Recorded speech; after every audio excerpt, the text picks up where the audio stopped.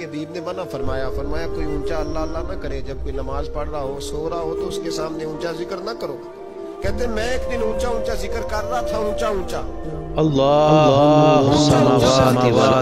کیونکہ عشق لگا سی کھیڈا کھیڈ دی نوں، مینوں کھیڈا بھول گئیاں، میں کجل پایا سی یار دے ویکھنے، پھر او دی یاد وچ روندے آئی ڈل گئیاں، حیدر شاہ اس گلی کدے نہ رول دی، پر ہن تے رول گئیاں۔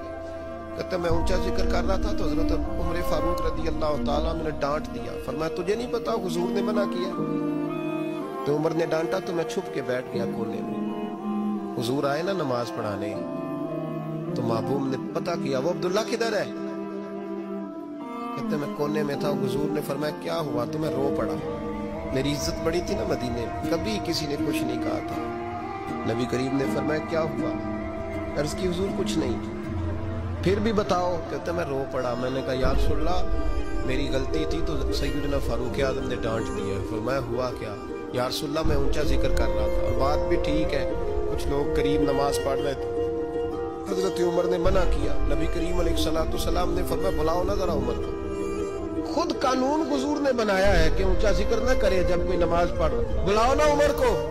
جناب عمر آئے تو حضور نے فرمایا عمر میرے عبداللہ کو کوئی نہ ڈانٹے، کسی ان پڑھ سے، کسی دیہاتی سے، کسی بھولے سے انداز دیکھے حضور کا، اسے کوئی نہ ڈانٹے۔ پھر حضور نے فرمایا تمہیں پتہ ہے یہ میرے لیے کتنی تکلیفیں برداشت کر کے آیا؟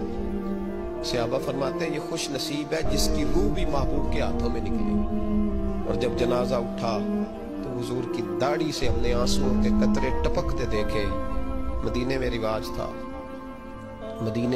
تھا کہ قبر میں قریبی عزیز اتارا کرتے تھے، پر ان کا تو مدینے میں رشتہ دار ہی کوئی نہیں تھا۔ حضرت عمر فاروق اور جناب ابو بکر صدیق کہنے لگے ہم قبر میں اتارتے ہیں۔ جب ان دونوں نے اٹھایا قبر میں گئے تو کہتے ہیں کمال دیکھو اللہ کے رسول ہم دونوں سے پہلے قبر میں اتر گئے، اور حضور نے یا البدایہ والنہایہ میں موجود ہے، کہا مجھے دو میں قبر میں اتارتا ہوں۔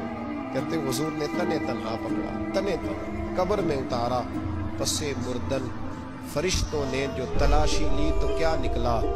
فقط ایک دل کے گوشے سے خیال مصطفیٰ نکلا۔